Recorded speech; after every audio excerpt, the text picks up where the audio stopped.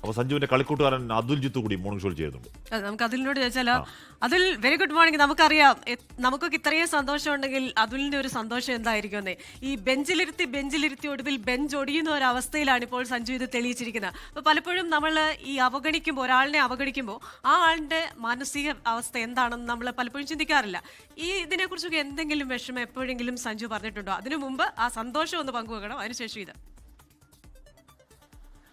തീർച്ചയായും സന്തോഷം എന്ന് പറഞ്ഞാൽ സാധാരണ ഒരു ക്രിക്കറ്റ് ആരാധകൻ എന്നുള്ള രീതിയിൽ തുടങ്ങി ഇന്ന് ആരാധകനിൽ നിന്നൊരു കൂട്ടുകാരൻ നമ്മളെ ഒരു കിരീടം നേടി നമ്മുടെ കൈ കൊണ്ട് തന്ന ഒരു മലയാളി എന്നുള്ള നിലയ്ക്കും ഒരു കൂട്ടുകാരൻ എന്നുള്ള നിലയ്ക്കും ഒരു പ്ലെയർ എന്നുള്ള നിലയ്ക്കും എല്ലാവരുടെയും സ്വപ്നം നമ്മുടെ മുന്നിൽ കൊണ്ട് കൈ തന്നിട്ട് പോയ ഒരു വ്യക്തിയായി മാറിയിരിക്കുകയാണ്. സാധാരണ കൂട്ടുകാരിൽ നിന്ന് ഒരു ആരാധകനായി മാറ്റി അവൻ നമ്മളെ.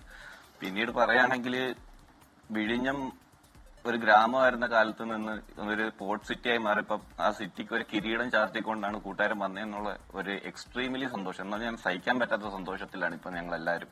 എന്നെപ്പോലെ ഒരു ആയിരക്കണക്കിന് ആൾക്കാർ ഇവിടെ കൂട്ടുകാരായിട്ടും കൂടെ കളിച്ചവരും എല്ലാവരും ഈ പ്രതീക്ഷയിലാണ്. പിന്നെ എത്ര കാലം ബെഞ്ചിൽ ഇരുത്തിയാലും ഈ കഴിവ് പുറത്തു വരും നമ്മളെ പോലുള്ള ഓരോ വ്യക്തികൾക്കും അറിയുന്നു. കൂടെ കളിച്ചവർ അവരുടെ മൈൻഡ് സെറ്റ് എങ്ങനെയാണെന്ന് അറിയായിരുന്നു അവന് ഇത് എന്ത് സംഭവിച്ചാലും ഞാൻ എന്റെ വർക്ക് മുന്നോട്ട് നേടിക്കൊണ്ട് പോകും. ഞാൻ ആർക്കും വേണ്ടിയല്ല ചെയ്യുന്നത്, എന്റെ ഒരു സ്വപ്നം നേടാൻ വേണ്ടിയുള്ള ഒരു പുറയിലാണ് എന്നുള്ളൊരു കംപ്ലീറ്റ് വിശ്വാസം എപ്പോഴും ഉണ്ടായിരുന്നു.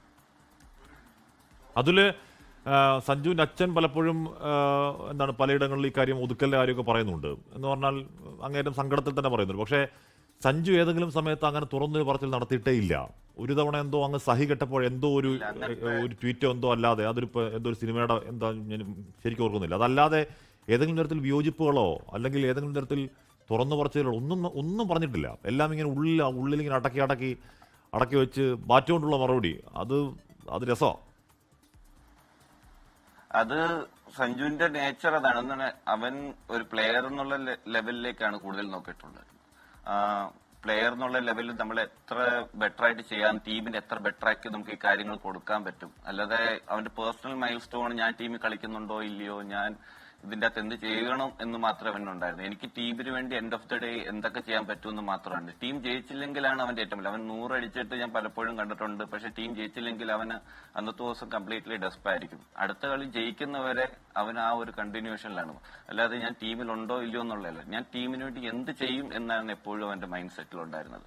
ലോകത്തെവിടെയായാലും ഏത് സമയത്തും 24 വാർത്തകളും ഓഗ്മെന്റഡ് റിയാലിറ്റി പാക്കേജുകളും എക്സ്പ്ലെയിനറുകളും വിശദമായി കാണാൻ ഞങ്ങളുടെ യൂട്യൂബ് ചാനൽ നിങ്ങൾക്ക് സബ്സ്ക്രൈബ് ചെയ്യാം.